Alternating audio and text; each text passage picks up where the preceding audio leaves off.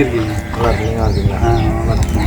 இப்போது இந்த கோழி வளர்ப்பில் வந்து சந்தை கோழி வளர்ப்பில் வந்து நீங்கள் 30 வருஷத்துக்கு பக்கமாக அனுபவம் இருக்குதுன்னு சொல்லியிருக்கீங்க. எப்படி இந்த ஆர்வம் உங்களுக்கு வந்துச்சு? இது எங்கள் தாத்தா காலத்தில் எங்கள் மாமா, அம்மாவுடைய அண்ணன், தம்பிங்க சரி இவங்க எல்லாமே வந்து அந்த காலத்துலேயே கட்டு சேவல் வளர்த்தி அதில் ரொம்ப பெரிய ஜாம்பவான்களாக இருந்திருக்காங்க. சின்ன வயசுலேருந்து நான் அவங்களோட வளர்ந்த போது ஊருக்கு போகும்போது எனக்கு இயற்கையாக அதன் மேலே ஒரு ஆர்வம் ஏற்பட்டு எங்கள் மாமாகிட்டேருந்து ஒரு 2 கோழி 3 கோழி வாங்கிட்டு வந்து வளர்த்தேன். அப்படி படிப்படியாக எனக்கு அனுபவங்கள் வரக்க ஆரம்பிச்சிது. அதனால் கொஞ்சம் பெருசானோடனே எங்கள் மாமாட்ட சில விஷயங்கள் நானே கேட்டு தெரிஞ்சுக்கிட்டேன். அவருடைய அனுபவங்களை எனக்கு கற்றுக் கொடுத்தாரு. அதை அப்படியே வழி வழியாக அப்படியே கற்றுக்கிட்டோம். ஓகே. இப்போ நீங்கள் எவ்வளவு சண்டை கோழி மொத்தமாக வளர்த்திட்டு இருக்கீங்க? மொத்தமாக பார்த்தீங்கன்னா இங்கே ஒரு 250 உருப்படி இருக்குங்க. அது கோழி, சேவல், வேடை, குஞ்சுகள் இதெல்லாம் சேர்த்து. ஓகே. ஸோ வந்து நாட்டுக்கோழிக்கு வளர்ப்புலையே நாட்டுக்கோழி வளர்ப்புக்கும் சண்டைக்கோழி வளர்ப்புக்கும் என்ன வித்தியாசம்? ஏன் நீங்கள் சண்டைக்கோழி வளர்க்கணும்னு சொல்லி இந்த துறையை தேர்ந்தெடுத்தீங்க? அதுதான் எனக்கு சின்ன வயசில் இது மேலே ஒரு அதீத ஒரு ஆர்வம் இருந்தது. அந்த ஒரு காரணத்தினால நான் இதே தேர்ந்தெடுத்துக்கிட்டேன். இப்போ நாட்டுக்கோழி வளர்க்கணும்னு நினச்சிங்கன்னா அதுக்கு ஸ்பேஸ் நிறைய வேணும், ஏக்கரா கணக்கில் வேணுங்க. ஓகே. அது சொந்த இடமா இருக்கணும். ஏன்னா அதுக்கு ஷெட்டெல்லாம் போட்டு செலவு பண்ணி ஒரு 3 வருஷம் 5 வருஷத்தில் காலி பண்ணுன்னு சொல்கிறாங்கன்னா அப்படி வேறு இடத்துல பிரித்து கொண்டு போய் போடணும். அந்த மாதிரி இடம் சூட் ஆகணும், நிழல் பாங்கான இடங்கள் இருக்கணும். அது மேயருக்கு அத்தனை கோழிக்கு மேயருக்கு பெரிய லெவலில் வளர்த்தா தான் கோழிகள்லேயும் ஒரு லாபம் கிடைக்கும். கொஞ்சம் கொஞ்சமாக வளர்த்துறதுனால பெரிய லாபம் தொழிலாக பண்ண முடியாது. அந்த ஒரு காரணத்துக்காக இது கொஞ்சம் இந்த லேண்ட் வந்து உங்களுக்கு சொந்த லேண்டுங்களா இல்லை குத்தகை கொடுத்துருக்கீங்க? இல்லை எங்கள் சொந்தக்காரங்களுங்க. குத்தகை கொடுத்துட்ருக்கீங்க? குத்தகை கொடுத்துருக்கோம். எவ்வளோ குத்தகை கொடுக்குறீங்க? அது நான் அவங்க எதுவுமே வேணும்னு சொன்னாங்க. இருந்தாலும் நான் வந்துட்டு ஒரு 30,000 ரூபாய் கொடுத்துருக்கேன். ஓகே. இதுக்கு தண்ணி இருக்குங்களா? தண்ணி இல்லைங்க, வெளியில் தான் நான் பைப் போட்டு கொடுக்குறேன். பைப் போட்டு கொண்டு வரேங்க. Okay okay okay. இப்போது முதல்னு இப்போ இந்த சண்டை கோழி வளர்க்குறதுக்கு எப்போ ஆரம்பிச்சிங்க? எவ்வளவு எண்ணிக்கையில் ஸ்டார்ட் பண்ணீங்க? இப்போ எங்கள் மாமா கிட்ட வாங்கினது சுமார் ஒரு 4 கோழி வாங்கினேன். அதை அப்படியே வச்சுக்கிட்டே இருந்தேன். அது ஒரு ஹாபியாக வச்சுக்கிட்டு பண்ணிட்டு இருந்தேன். நல்ல ரகமாக வச்சுருக்கீங்க, ஏன் அது வியாபார நோக்கத்தை கொண்டாடக்கூடாது, நீங்கள் அதை செய்யுங்கன்னு சொன்னாங்க. அதுக்கப்புறம் தான் நான் வியாபார நோக்கத்தோடு ஆரம்பித்து 2013 பண்ணிட்டு இருக்கேன். Okay okay. இப்போ இறைச்சிக்காக நீங்கள் கோழி விற்பனை பண்ணுறது இல்லை? இல்லைங்க, இது இறைச்சிக்காக இல்லைங்க. எக்ஸ்ட்ரா 1-2 ஏதாவது எங்களுக்கு தேவைக்கு போகிறத, ஏதாவது கை காலில் அடிபட்டது, முண்டி, அந்த கட்டு சேவலுக்கு உதவாதது, அந்த மாதிரி சேவல்களையும் விடைகளில் வந்து இது வீடுக்கு ஆகாதுன்னு சொல்லி சில விஷயங்கள் இருக்குங்க. வீடுக்கு சில குணங்கள் இருக்கணும், உருவமைப்பு இருக்கணும். அந்த மாதிரி உருவம் இருந்தால் மட்டும் வீடுக்கு வச்சுக்குவோம். ஓகே. மித்த கோழிலாம் ரொம்ப நம்பிக்கைக்குரிய இடத்தை கொடுத்து கடையில் கொடுத்து அதுக்கு வச்சுருக்கோம். அது நார்மலாக என்ன ரேட் அப்போ போகுதோ 300, 350, 400, கொரோனா டைமில் 500 ரூபா வரைக்கும் கூட எடுப்பாங்க. இப்போ மாதிரி எடுக்கிறதுக்கு வெளியில் கொடுக்கறது இல்லை? இல்லைங்க, விடை கொடுத்து தர மாட்டோம். விடை தர மாட்டோம். எங்களுக்குன்னு ஒரு ஸ்டைல் வச்சுருப்போம். நானும் இல்லை, எந்த ஒரு ப்ரீடருமே ஒரு செலக்டிவாக வச்சுருந்தாங்கன்னா விடையில் கொடுக்க மாட்டாங்க. Okay okay. இப்போ முதல்னு எவ்வளவு குஞ்சு பொறிச்சு என்னென்ன ரகம் சேர்ந்த சண்டை கோழிகளை என்ன சேர்த்துனீங்க?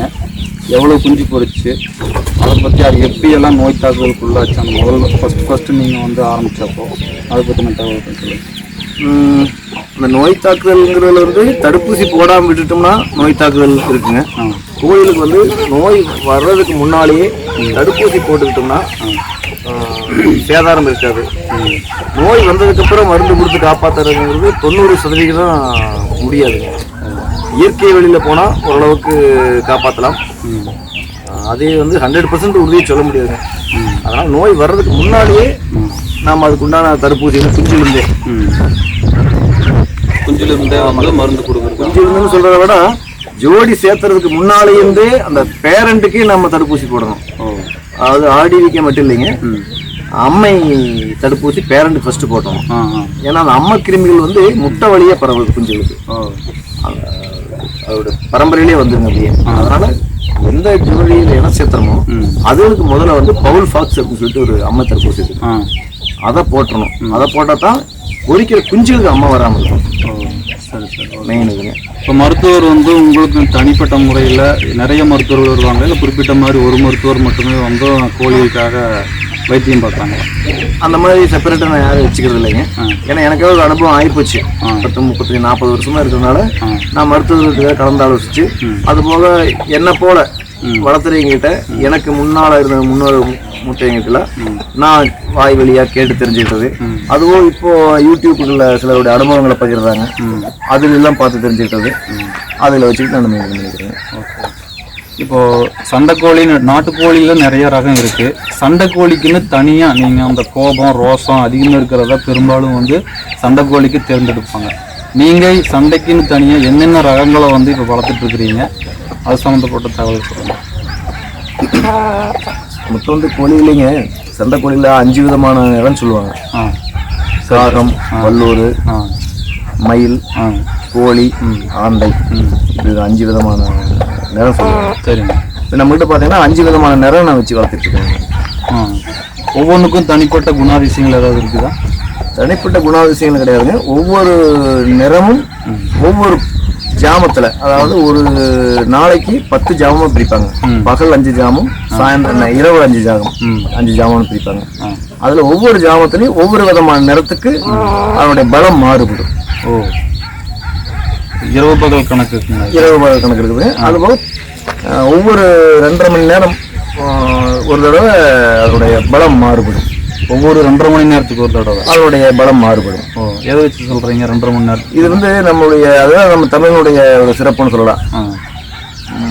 பஞ்சபட்சின்னு சொல்லிட்டுங்க சாஸ்திரம் சொல்லியிருக்குது. அது வந்து பட்சிகள்னா பறவைகளுக்கு மட்டும் இல்ல, மனிதனுக்கும் அது பொதுவானது. அதை நாம் பறவைகளுக்கு பயன்படுத்திக்கிறோம். பிறக்கக்கூடிய நேரங்கள், நட்சத்திரங்கள் எல்லாம் வச்சுதான் அந்த ஜாதகங்களை கணிக்கிறாங்க. இதுல மேலோட்டமா அந்த நிறங்களை வச்சு நாங்க வந்து அதுக்கு ஒரு நட்சத்திரம் இருக்கும். இன்னைக்கு இது எந்த டைம்ல அரசுல இருக்கும். அரசுனா அது வந்து பவரா இருக்குன்னு அர்த்தம். அதுக்கு அடுத்தது அரசு, ஊன், நடை, துயில், சாவு. இப்படி மனுஷங்களுக்கு எப்படி இருக்கு அந்த மாதிரி மனிதனுக்கு உபயோகப்படுத்தலாம். இப்ப நாம ஒரு இடத்துல வந்து ஒரு பேச்சுவார்த்தைக்கே போறோம், இல்ல பணம் கேட்க போறோம்னா நம்மளுடைய ராசி பிரகாரம் எந்த நேரத்துல நம்மளுக்கு நம்ம நட்சத்திர பிரகாரம் அரசு இருக்கிறோமோ அப்ப போனோம்னா காரியங்கள் நல்லா இருக்கும். அதே மாதிரி சந்திராஷ்டமம் இல்லாத நாளா இருக்கும். இதெல்லாம் பார்ப்பாங்க. அதுல கொஞ்சம் பார்த்து ஓரளவுக்கு கணிச்சு அந்த சாஸ்திரம் கணிச்சு நாங்கள் சண்டைக்கு கொடுத்துருவோம். Okay okay okay. இப்போ சண்டைக்கு வளர்த்துற இந்த கோழிங்க வெளியூர்ல இருந்தெல்லாம் வந்து நிறைய வாங்கிட்டு போறதுக்கு வாய்ப்பு உண்டு. எந்தெந்த ஊர்ல இருந்து உங்ககிட்ட வந்து இந்த சண்டை சேவல் வாங்குறாங்க, அவங்க என்ன டிமாண்ட் வைக்கிறாங்க, ஒரு பையராக வந்து அவங்க என்னென்னவெல்லாம் உங்ககிட்ட எதிர்பார்க்குறாங்க, சண்டை எப்படி செய்யணும் ஒரு சேவலுங்கிறது உங்ககிட்ட என்ன எதிர்பார்க்குறாங்க? நம்மகிட்ட பார்த்தீங்கன்னா மங்களூர்லேருந்து வருவாங்க. மங்களூர், உடுப்பி, கர்நாடகா. அதே மாதிரி டாடா நகர், ஜார்க்கண்ட், அங்கிருந்து வருவாங்க. ஓகே. அதுபோக நம்ம தமிழ்நாட்டுக்கு கூடிய வியாபாரிகளே அறிமுகம் இருக்கிறீங்க. நம்ம சேவலனுடைய சண்டையினுடைய இந்த செயல் பிடிச்சவங்க ரெகுலராக வந்து எடுத்துக்கிறீங்க இருக்காங்க. அப்படி வாங்கிக்குவாங்க. சரி சரி சரி. ஓகே. இப்போ எந்த மாதிரி சீசனுக்கு ஒரு முறை அந்த மாதிரி சேல் பண்ணுறீங்களா, இல்லை வருஷம் ஃபுல்லாக சேல் பண்ணிட்டு இருக்கிறீங்க? இல்லை, இதை பொறுத்த வரைக்கும் எப்படி பார்த்தீங்கன்னா வருஷம் ஃபுல்லாகவே சீசன் இருந்துகிட்டே இருக்கும். இப்போது ஆடி மாதத்துலேருந்து தை மாதம் வரைக்கும் தமிழ்நாட்டில் நல்ல சீசனாக இருக்கு. இன்னும் நிறைய நோண்டி இருக்கும். அதான் ஆடி அழைச்சிட்டு வரும், ஒவ்வாதி ஓட்டிட்டு போகுன்னு சொல்லுவாங்க. தை நோம்பி முடிஞ்சதுக்கப்புறம் ஆடி மாதம் வரைக்கும் கர்நாடகா சீசன் ரொம்ப நல்லா இருக்கும். என்ன காரணம்னா அங்கே இந்த ஆடி டு தை பார்த்தீங்கன்னா மழை அதிகமாக இருக்கும். அதனால் அங்கே இந்த மாதிரி விசேஷங்கள்லாம் கொஞ்சம் குறைவாக இருக்கும். தமிழ்நாட்டில் பார்த்தீங்கன்னா இந்த டைமில் நல்லா இருக்கும். ஆடியிலேருந்து தை நோம்பி வரைக்கும் நிறைய நோம்பிகள் இருக்கும்.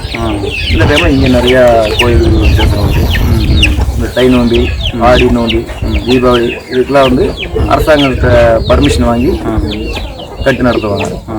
அதனால தமிழ்நாட்டு சேல்ஸ் வந்து இந்த டைமில் நல்லாயிருக்கும். அது உங்ககிட்ட வாங்கிட்டு போன சேவல்களில் சண்டை ஓரளவுக்கு ஜெயிச்சு அந்த வின்னிங் ரேஷியோன்னு சொல்லுவாங்க இல்லையா, ஒவ்வொரு சேவல் மேலேயும் வந்து ஒரு வின்னிங் ரேஷியோ இருக்கும். நீங்கள் கொடுத்த சேவலில் உங்களுக்கு தெரிஞ்ச மாதிரி நிறைய போட்டிகளில் கலந்துட்டு நிறையா ப்ரைஸ் வாங்கின சேவல் பற்றி ஏதாவது உங்களுக்கு ஞாபகம் இருக்கா? அதை பற்றின சேவல் சொல்லுங்கள். அப்படி பார்த்தா இந்த நிறைய இருக்குங்க. குறிப்பிட்ட மாதிரின்னு சொல்ல முடியாது. நல்ல ஒரு ரிசல்ட் இருக்கிறதுனால தான் நாம் அந்த மார்க்கெட்டில் நிற்கணும். ஓகே. கொடுக்கறது எல்லாமே ஜெயிக்குன்னு சொல்ல முடியாதுங்க. அது வந்து அவங்க கட்டக்கூடிய நேரத்தை பொறுத்து இருக்குது. கட்டும்போது அந்த சேவலுக்கு ஏதாவது உடல்நலம் சரியாமல் இல்லாமல் இருக்கலாம். இங்கேருந்து 600 கிலோமீட்டர் ட்ராவல் ஆகி போகுது. அதை அங்கே ஒரு 10 நாள் வச்சிருந்து அந்த கிளைமேட்டுக்கு சூட் ஆனதுக்கப்புறம் கோழி ஆரோக்கியம் இருக்கிறத கொண்டு போகணும். அவங்க கொண்டு போய் கட்டும்போது அந்த பச்சி நிறம் எதுக்காக வர கோழியை அனுசரித்து அதை விட இது பலம் வாய்ந்ததாக இருக்கணும். இது போல பல அதிர்ஷ்டங்கள் நிறைய விஷயங்கள் இருக்குது இதில். மேக்ஸிமம் வந்து நம்மளுக்கு நம்ம குட்டி கோழி பார்த்தீங்கன்னா அவங்களுக்கு பிடிச்ச மாதிரி இருக்கிறனால தான் இன்னும் மார்க்கெட்டில் வந்து நம்ம ஓரளவுக்கு ஸ்டாண்டர்ட் நின்றுருக்கோம். இப்போ அடகாத்து குஞ்சு பொரிச்ச உடனே என்னென்ன தீவனங்கள் ஸ்பெசிஃபிக்காக சண்டைக்குன்னு தயார் பண்ணுறதுனால இறைச்சிக்கு கொடுக்கக்கூடிய இறைச்சி கோழி கொடுக்கக்கூடிய தீவனத்தை இதுக்கு கொடுக்க அதே மாதிரி கொடுக்குறீங்களா, இல்லை சண்டை கோழிக்குன்னு தனியாக ஸ்பெசிஃபிக்காக ஏதாவது தீவனங்கள் ஏற்பாடு பண்ணி வச்சுருக்கீங்களா? இல்லை அப்படி இல்லைங்க. அதாவது குஞ்சு பொரிச்சுன்னா முதல் அன்னைக்கு சக்கரை தண்ணி வைப்பாங்க. அது குளுக்கோஸ் போட்டு வைப்போம். கருப்பட்டி கரைச்சி தண்ணி வைப்போம். என்ன காரணத்துக்காக கருப்பட்டி? அதில் கால்சியம் மெக்னீஷியம் சத்துக்கள் நல்லாயிருக்கும். குளுக்கோஸ் இது நல்லாயிருக்கும். குளுக்கோஸ்னால் சுகர், அது உடம்புக்கு தேவையானது ஸ்டார்ச் நல்லா இருக்கிறதுனால முதல் அன்னைக்கு அதை கொடுப்போம். ரெண்டாவது நாள் வந்து பார்த்தீங்கன்னா ஏதாவது ஒரு ஆன்டிபயோட்டிக் ஆக்சி டெட்ராசைக்கிள் இல்லைன்னா லெக்சின் அப்படிங்கிற பவுடர். பெரும்பாலும் வந்து ஆக்சி டெட்ராசைக்கிள் அந்த டெராமிசின் பவுடர்னு சொல்லுவாங்க. விலை குறைவாகவும் இருக்குது, ரிசல்ட் நல்லாயிருக்கு. 1 லிட்டருக்கு 1/2 கிராம் அப்படிங்கிற ரேஷியோவில் கலந்து பிறந்து குஞ்சு ஒரு 4 நாளைக்கு வைப்போம். அதுக்கப்புறம் ஒரு 2 நாள் இடையில சாதாரண தண்ணி மட்டும்தான் வைப்போம். அப்போ பார்த்தீங்கன்னா 6 நாள் முடிஞ்சுது. 7ஆவது நாள் பார்த்தீங்கன்னா அது தடுப்பூசி போடுறதா இருக்குது. தடுப்பூசினா ஊசியை போட மாட்டோம், சொட்டு மருந்துங்க. இது F1 அப்படின்னு சொல்லிட்டு அதை வந்து 7ஆவது நாளில் ஃபஸ்ட்டு குஞ்சுகளுக்கு வந்து கண்ணில் விட்டுருவோம். ஒவ்வொரு சொட்டு கண்ணில் விடுவோம். அதுக்கப்புறம் பார்த்தீங்கன்னா தீவனத்தை வகையில் பார்த்தீங்கன்னா இப்போ நாங்கள் ஒரு காக்கா தூக்காமல் இருக்கிறதுக்காக ஒரு மாதம் 1.5 மாதம் உள்ளே அடைச்சி வச்சு வளர்ப்போம். கூண்டுக்குள்ளாரியே வெளியில் விட்ட காக்கா அந்த தொந்தரவுங்கிறதுக்காக வளர்த்துவோம். அதாவது உள்ளேயே அடைச்சி வளர்த்து கொஞ்சம் சத்தான உணவு கொடுக்கணும். அதுக்காக இந்த குஞ்சு கோழி தீவனம் சொல்லிட்டு இருக்கு, கோழி பண்ணையில் இருக்குங்களா, அதை தான் வாங்கி அதை விட்டுருக்கோம். அப்போ குஞ்சுகளுக்கு தேவையான அனைத்து சத்துக்களும் அடங்கி அந்த தீவனம் கொடுக்கும்போது குஞ்சுகள் வந்து வளர்ச்சி நல்லாயிருக்கும். அடைச்சி வச்சிருந்தாலும் வளர்ச்சி நல்லாயிருக்கும். அப்புறம் 1 மாதத்துக்கு அப்புறம் 1.5 மாதத்துக்கு அப்புறம் நாங்கள் வெளியில் விட்டுட்டோம்னா நார்மலாக கம்பு கொண்டு வந்துடுவோம். மறுபடியும் தடுப்பூசி பார்த்தீங்கன்னா 7 நாள் முடிஞ்சதுக்கப்புறம் 14ஆவது நாள் ஐபிடின்னு சொல்லிட்டு ஒரு